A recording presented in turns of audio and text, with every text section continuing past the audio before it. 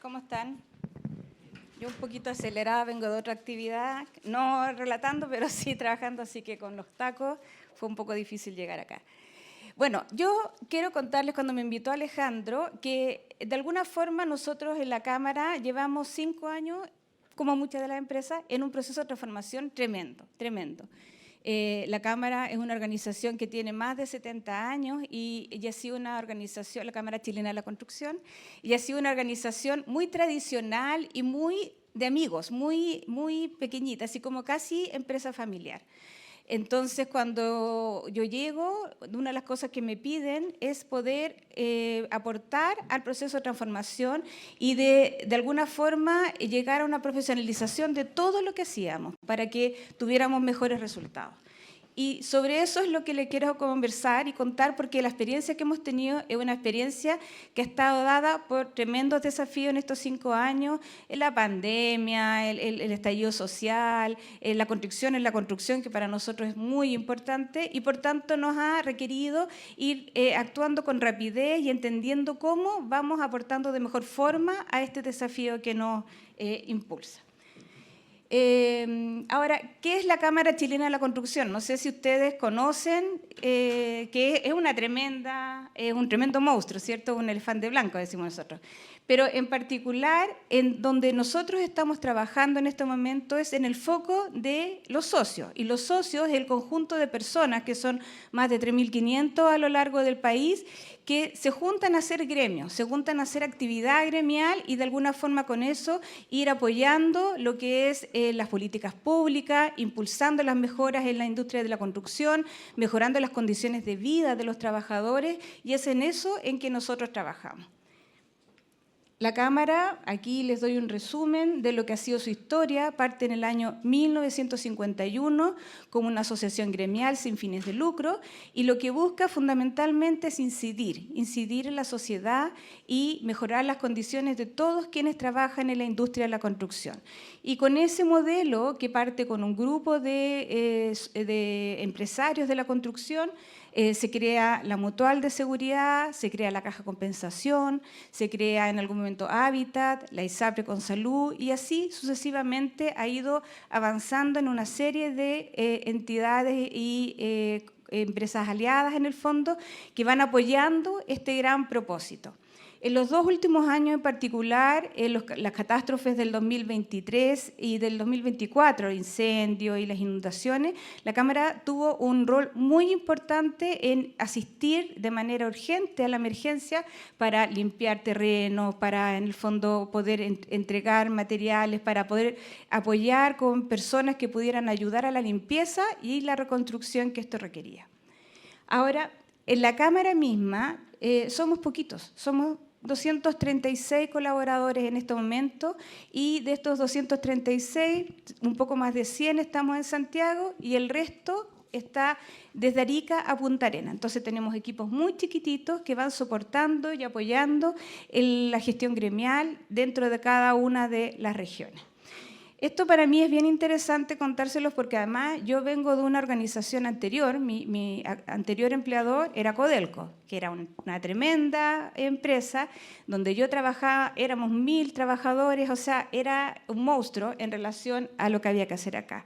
Sin embargo, la invitación que me hacen en algún momento es adherirme a esta misión, que tenía que ver con mejorar con la calidad de vida de las personas, impulsando el desarrollo sostenible de la industria de la construcción.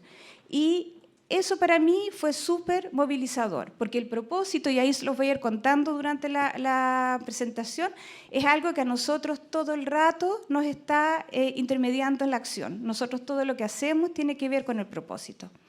Tenemos en este momento 4 palancas que nos rigen, que tienen que ver con la sostenibilidad y la sostenibilidad en todo sentido, en los recursos, en las personas, en el medio ambiente, en las comunidades, o sea, realmente es macro. También con una visión de futuro, porque lo que nos lleva principalmente es a movilizar y modernizar esta industria que en algunos espacios está todavía muy atrasada. Hay todo un foco, y no sé si ustedes lo conocen, que es con la construcción, la industrialización en la construcción, que de alguna forma está avanzando en una forma distinta de hacer casas y construcciones. todo lo que tiene que ver con la ética y, en el fondo, el sentido de transparencia, para nosotros es muy importante. Gente que, en el fondo, cuide las relaciones, que cuide la probidad en sus organizaciones. Y la colaboración, porque finalmente en este gremio están de manera simultánea muchas personas que a su vez son competidoras, pero que tienen un fin superior que tiene que ver con mejorar la industria. Ahora, los procesos de transformación que yo les contaba parten el 2019. El 2019 se elige una gerente general, la primera gerente general mujer además, que lidera la construcción, Paula Urenda, y a ella se le piden algunas cosas como desafío. Primero, tenemos que robustecer nuestros procesos internos, hacerlos más modernos, hacerlos más eficientes y optimizar los recursos para que podamos usarlos de la mejor forma. Y nuevamente, no recurso económico nomás, es personas, tiempos, etc. Nosotros somos una organización que se dedica a tener reuniones. Eso es lo que hacemos. En el fondo, congregamos a los socios y socias en el país para que se junten y conversen de los temas que son de importancia en la industria. Por lo tanto, una de las cosas que teníamos que ver era cómo hacíamos esto mismo de la mejor forma y sin que involucrara demasiado tiempo para quienes estaban en este gremio.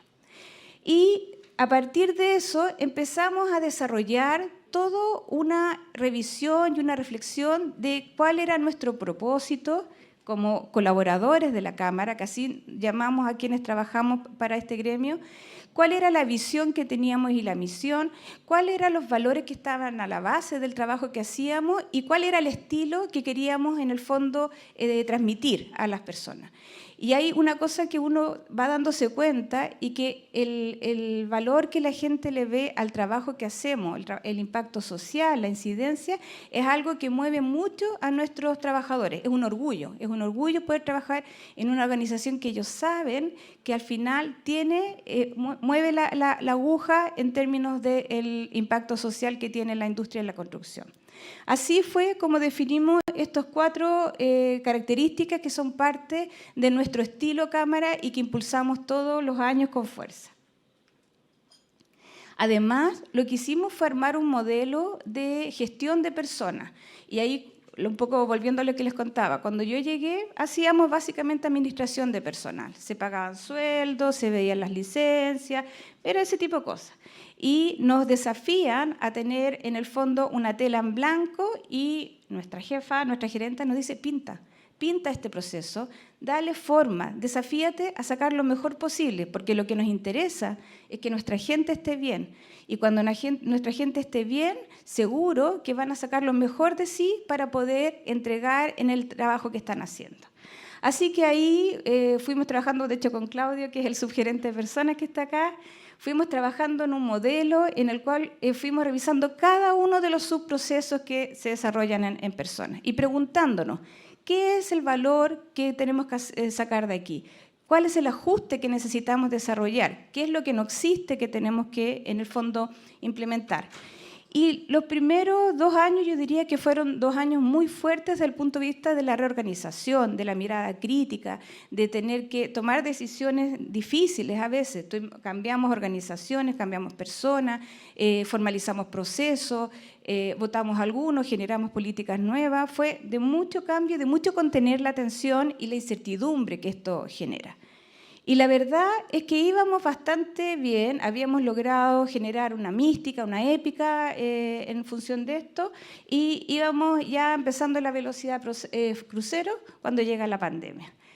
Y esto fue muy curioso porque nosotros tuvimos nuestra jornada anual, que hacemos todos los años, el 8 de marzo. Y ahí, el 13 de marzo, por ahí, el 13, y nos juntamos y decíamos, oye, esta enfermedad que está en China, ¿cómo lo vamos a hacer? A lo mejor nos vamos a tener que ir a la casa un rato, pensando que duraba 2 semanas. Y esto fue un jueves, nunca me he olvidado porque fue un jueves, y el día domingo nuestros líderes toman la decisión de que nos vayamos a teletrabajo de verdad. Y nosotros tenemos la primera evidencia de la preocupación que hay en el liderazgo de la Cámara por el cuidado y la protección de las personas, porque nos fuimos a cuarentena 2 semanas antes de que se fuera al país. Nosotros empezamos a trabajar en teletrabajo en ese momento y era un tremendo desafío, porque piensen que nos dedicamos a hacer esto. Nosotros nos dedicamos a tener reuniones presenciales donde vamos articulando las conversaciones y teníamos que irnos todos a la casa y empezar a trabajar de manera virtual. No sabíamos cómo hacerlo siquiera.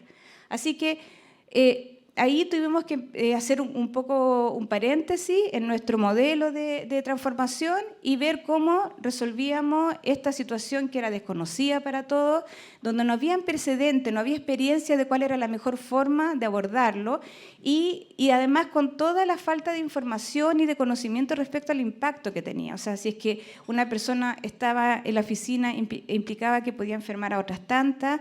Si se enfermaba, quería decir que se podía morir en ese momento, o sea, era tremendo.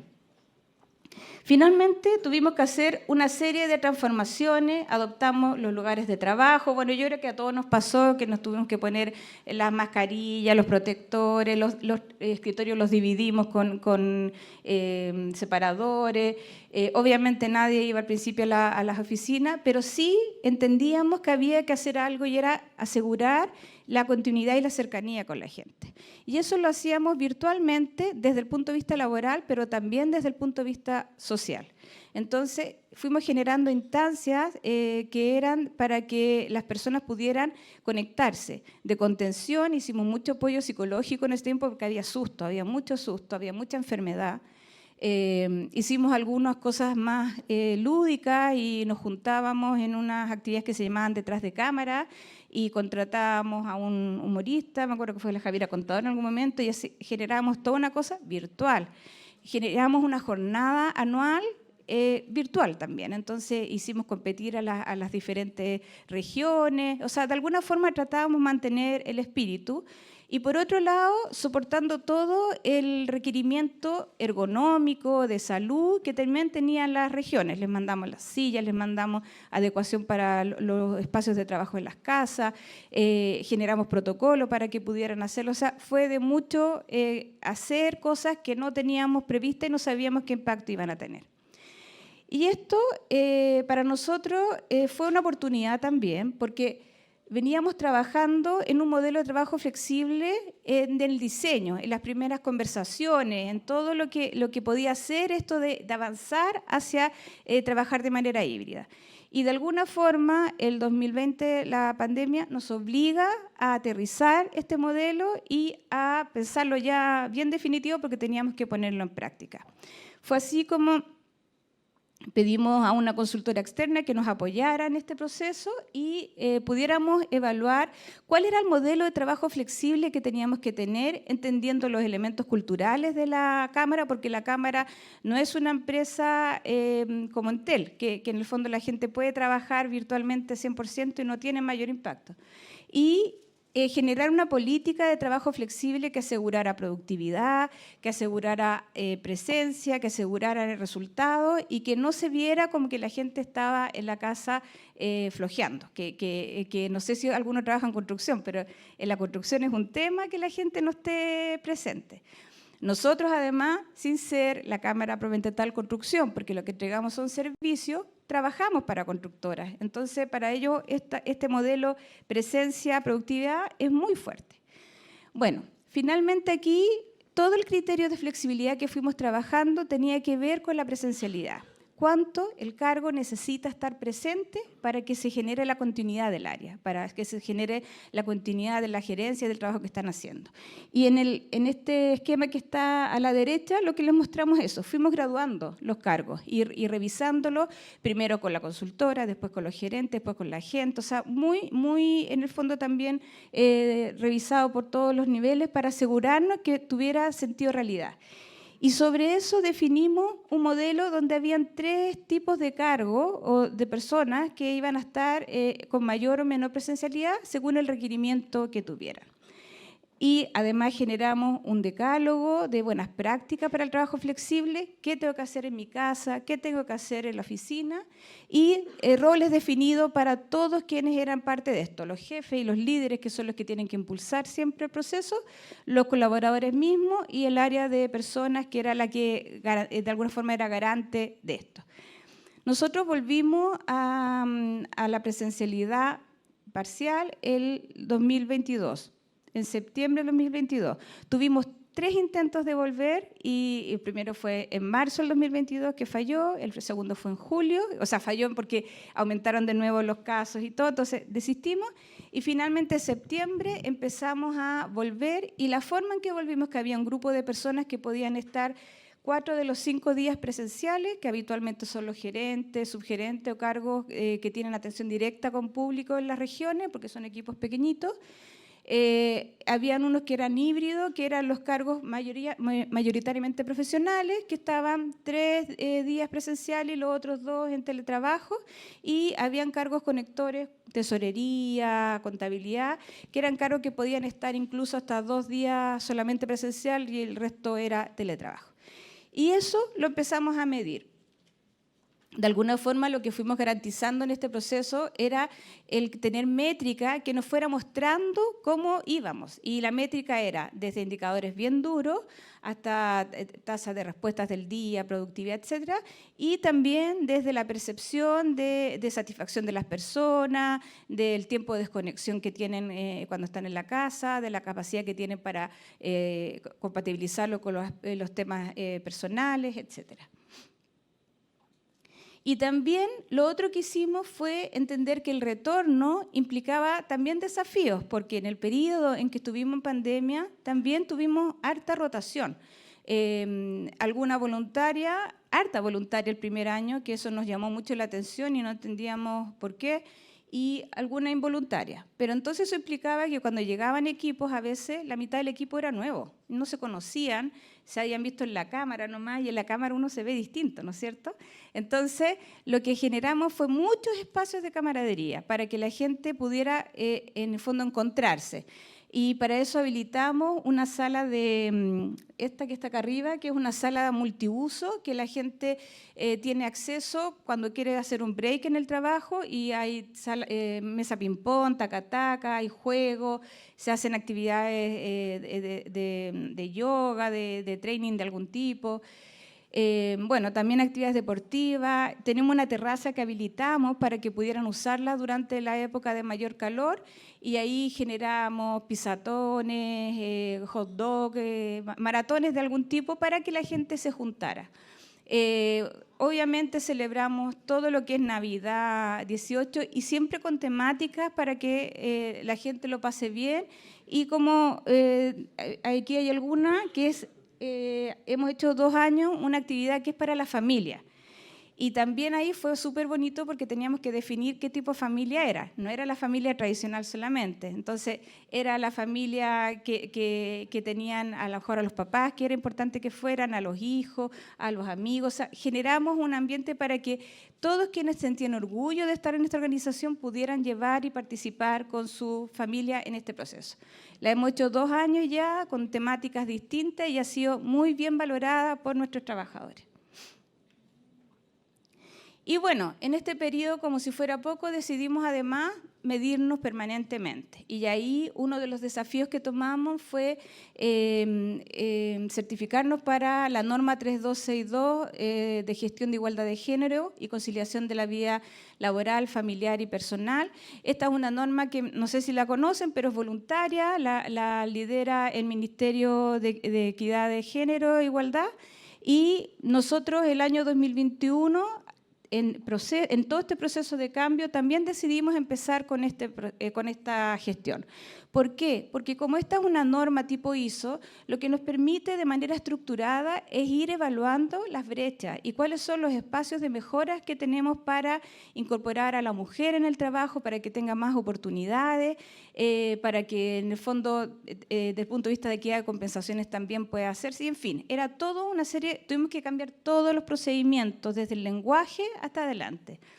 Pero en ese camino nos fue muy bien. El primer año nos certificamos, adherimos al sello Iguala. El segundo año también tuvimos una certificación exitosa de la mantención y este año tuvimos la tercera. Pero el segundo año entendimos que cuando hablábamos de que esta norma nos quedaba chica, por decirlo de alguna forma, porque es de equidad de género. Y nosotros apuntábamos mucho a la conciliación. Para nosotros era importante que hombres y mujeres tuvieran igualdad de oportunidades, que tuviéramos, nosotros tenemos hartos padres o gente joven que está siendo padre, y que ellos también necesitaban tiempo para sus hijos, y que tenían a veces otras necesidades. Teníamos gente joven que no tenía hijos ni pareja, pero que sí necesitaba tiempo para sí mismo. Por lo tanto, lo que hicimos fue, a través de muchos conversatorios, de muchas reuniones con nuestros trabajadores, empezar a ver qué era lo que los motivaba, qué necesitaban. Y sobre eso hemos ido construyendo una serie de beneficios que van desde sala cuna universal, que es de verdad universal porque es para hombres y para mujeres y el aporte es el mismo, días adicionales para quienes son padres y puedan tener además de lo legal. Tenemos permiso para que le llamamos el tiempo para uno, que les damos 2 veces al año la oportunidad a la gente de que se vaya 2 horas antes o llegue 2 horas después y haga nada. Nosotros no sabemos lo que hace. O sea, si quiero ir al gimnasio, si quiero ir a un concierto, no sé. El año pasado pusimos el permiso para llevar a las mascotas al veterinario y también cuando se fallece la mascota, porque para quienes tienen hijos perrunos o gatunos u otros de ese tipo, también es doloroso. Entonces, de alguna forma nos fuimos abriendo. Y el año pasado también implementamos algo que ha sido súper exitoso y lo seguimos manteniendo, que generamos un tercer tiempo. ¿Y qué es eso? Que desde el área de personas aportamos un monto por persona de cada área, que es un monto de 10.000 pesos, una cosa así, para que puedan salir el equipo y también para que puedan ir a un happy hour o cualquier cosa. El objetivo es integración, el objetivo es avanzar más allá de lo laboral, porque tenemos certeza de cuando la gente se conoce y empieza a tener confianza, también los resultados son mejores en su gestión. Bueno, y todo eso nos ha permitido que también participamos en la evaluación que hace el Great Place to Work, y las 2 últimas ocasiones, que fue el 2022 creo, y 2021 y 2023, hemos sido certificados como una de las empresas a las cuales la gente le gusta trabajar. Y también está implicado que han bajado sustancialmente nuestros niveles de salida. O sea, la gente voluntariamente está renunciando menos. Es de lo que renunciaba el 2021, que tuvimos un 12%, que fue una locura. Porque somos una dotación pequeña, por lo tanto se nota cuando se va mucha gente. Otras cosas que quería mostrarles que creemos que son importantes, asociado a la norma, es que generamos un espacio para las mujeres que regresan de su postnatal, porque el tema de la lactancia es importante y es dificultoso. Y quienes hemos sido madres sabemos que es muy complejo cuando uno tiene que extraerse leche y no hay un lugar adecuado ni para hacerlo ni para mantenerla. Entonces generamos una sala que le pusimos Sala Alma, que es un espacio exclusivo para eso, y donde, si se fijan, ahí tiene un sillón, es muy privado, es muy tranquilo, y además tiene un refrigerador para mantener la leche, y a cada mujer le dimos un kit. Entonces el kit permite que sean sus cosas las que pueda usar. Y aunque no lo crean, no sé, pero hemos tenido muchos embarazos estos últimos años y por lo tanto es un lugar que se usa harto y cautelamos que se use para eso y no para otras cosas. Lo otro es que el último año también hemos ido incorporando mucho más el marco de discapacidad o de inclusión, y ahí, por tanto, hemos ido generando algunas acciones que son importantes, más allá de todo lo que tiene que ver con las sillas de rueda y todo. Trabajamos harto las huellas pododactiles para las personas que tienen discapacidad visual y riesgo de caída en las escaleras, o sea, antes de la escalera. La contrahuella escalera, que no sé si se ve. Ay. Eso lo tapamos. La escalera era visual, en el fondo se veía, ¿cierto? Entonces, si uno subía con falda, se podía ver. No nos habíamos dado cuenta hasta que alguien nos dijo, oye, aquí tienen una brecha. Entonces la cerramos, la tapamos y fue súper bien recibida en general por las mujeres. Y lo otro que incorporamos este año fue un baño para todo género, que de alguna forma ya pone en la mesa de que habemos personas que podemos sentirnos identificadas con el género masculino, con el femenino o con otro. Y para eso damos condiciones. Eso es para mostrarles lo que más destacamos. Hemos hecho hartas cosas y algunas nos han funcionado súper bien y la verdad que otras no, y hemos tenido que tirarlas a la basura. Hemos, en el fondo, harto de ensayo y error también. Ahora, todo este proceso no sería posible si no tuviéramos líderes comprometidos. Y también nos dimos cuenta que cuando hacíamos un proceso de transformación, teníamos que transformar a los líderes que estaban en esta organización, los líderes formales y también los informales.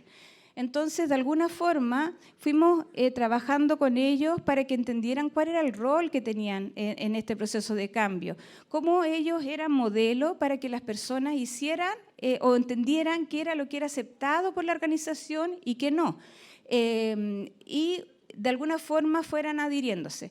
Esto ha sido un proceso bien complejo, yo diría, y bien interesante porque tenemos gente, y ustedes quizás lo vieron en la primera lámina, que lleva 20 años, 15 años en la organización y hay otros que llevan 3 o 4. Entonces, para quienes llevaban mucho tiempo, este cambio de cultura era difícil y les generaba resistencia. Entonces, de ser más inspirador, de hacer el trabajo más colaborativo, de dar espacio para que las personas propongan cosas y para que haya error, para que el error no sea sancionado. En fin, la flexibilidad y estar permanentemente entendiendo que las cosas pueden cambiar, porque eso nos pasa harto a nosotros, que además tenemos una mesa directiva de socios que lidera en el fondo que cambia cada 2 años y más o menos pueden llevar el mismo lineamiento, pero a veces no, nos ha pasado. Y eso implica echar para atrás algunas cosas y empezar a moverse por otro camino. Entonces hay que estar como bien atento al contexto. Eso les pedimos a nuestros líderes y lo que hicimos con ellos fue también una co-construcción de un decálogo de aquellas características que nos deberían identificar. Aquí, a diferencia del otro, hablamos harto del deber, porque es como el deber del rol, lo que se espera para alguien en un rol como este. Ahí tenemos algunas características que fueron co-construidas y que en conjunto fuimos desarrollando para que ellos pudieran ejercer el rol, incluyéndome. Y bueno, nuestro balance durante estos 5 años casi es que en general hemos logrado tener un equipo comprometido con la misión y el propósito. Eso uno lo vive, uno se da cuenta en la cámara que la gente entiende y vive el propósito, se siente orgulloso y lo transmite. Que tenemos focos permanentes en el foco de la mejora de la calidad de vida de las personas y que entendemos además nosotros que hay que conciliar muy bien trabajo, familia y tiempo personal. Y eso de que la gente si termina a las 6:15 se vaya y no se quede trabajando porque no es bien visto que se quede más horas. Foco en la conciliación, bienestar y calidad de vida, y un poco lo que hice ahí, más de 30 medidas que hemos ido implementando. Tenemos claro que a las personas de nuestros equipos hay que formarlas permanentemente y no solamente desde lo técnico, sino que también desde las habilidades relacionales. Bueno, hemos hecho mucho ajuste en infraestructura, harta apertura a la innovación. Nosotros tenemos un laboratorio de innovación donde los colaboradores, los jefes, impulsan iniciativas para mejorar la industria, el trabajo al interior de la organización, el trabajo en la construcción y mucha flexibilidad. Hemos entendido que estos 4 años, 5 casi, nos han movido harto y nos han demostrado que nada es tan permanente y por lo tanto tenemos que estar súper ávidos para poder hacer cambios cuando sea necesario. Bueno, y en eso estamos. Seguimos avanzando y esperamos tener resultados mejores en el tiempo. Gracias.